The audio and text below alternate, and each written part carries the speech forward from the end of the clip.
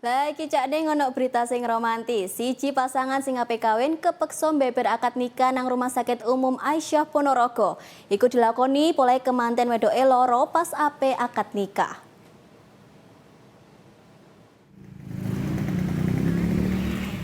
Calon pasangan sak bojo Desi Lutfiana umur 23 tahun, warga Desa Sukorejo, Ponorogo, karo Rizky Wijaya, warga Kabupaten Grobogan, Jawa Tengah, beber akad nikah nang rumah sakit.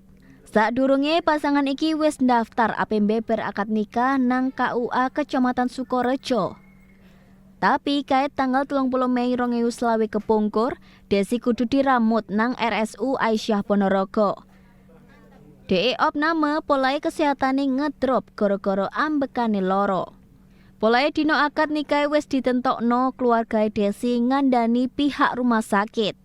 Kaate kesuwen, pihak RSU Aisyah nyepakno salah siji ruangan VIP gawe beber akad nikah iku. Bojone Desi, Rizky Wijaya ngomong, akad nikah nang rumah sakit iki wis dirembuk bareng barek disetujoni keluarga. Dadi gak ono masalah, opo maneh dinone wis ditetepno barek Desi yo gak kabotan.